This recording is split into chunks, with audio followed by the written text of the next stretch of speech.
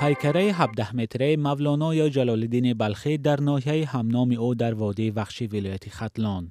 اینجا مشتی خاک از تربت او در قونیه ترکیه آورده مقبره را بنیاد کردند. کنارش همسان خانه را بنیاد نمودند که گفته می شود جلال الدین بلخی در وادی وخش زندگی و ایجاد کرده است. چله خانه، مدرسه مردانه و زنانه، 9 حجره مخصوص که گفته می شود زندگی مولانا را انعکاس می کند، دقت مهمانان را از ترکیه، ایران و هندوستان و کشورهای دیگر جلب می کند. انا همین ستونی می باشد که در مرکز خانه رمزی مولانا جلال الدین بلخی گذاشته شده است. این ستون اگر به طور خاصه و بگیریم که رمزی ساعت را با زندگی مولانا جلال الدین بلخی که در آن لحظه ها نبود بگه میشد، توسط آفتاب و سایه انا همین ستون ساعت را معین میکردند. و دیگر اینکه مولانا جلال الدین بلخی هرگاه که آثار خود را ایجاد میکردند با شور و شوق از عشق تصوفی که می نوشتند از عشق ایجاد میکردند، هرگاهی که در گرد انا همین ستون مولانا جلال الدین بلخی با دست و پنجه های خویش خب لمس کرده، خب گرد و گرد انا همین ستون شعرهای خود را ایجاد میکردند. یک زمره عالمان و محققان گفتند که مولانای بزرگ مؤلف داستان بی‌زوال مثنوی معنوی زاده بلخ نبوده در قسم شرقی رودخانه وخش به دنیا آمده است.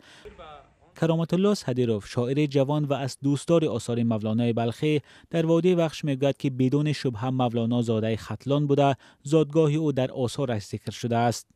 عمر آدم همچو برق است و درخش، با درخش کی توان رفت سوی وخش. یعنی این مصرع شعری دور از وطن در شهر کنیه سروده شده است که هنگامی بیمار بودن، هنگامی خب تنیشان فرسوده بودن سروده شده است که شعری حسرت نیز نامیده می شود که چگونه می توان با این برجاماندگی به زادگاه خویش به وخشان زمین روند.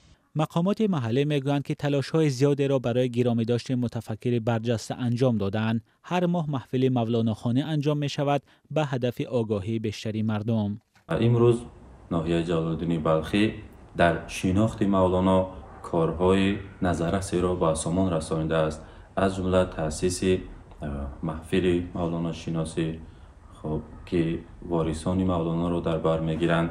خب از این محفل زیاد شاگردان ما در آزمون‌های سطح ولایتی جمهوریوی خب سزاوار جایهای نمونوی گشتند که امروز آنها آثار پرقرامت مولانا را زیاده از 300 بیت 400 بیت از خود میکنند.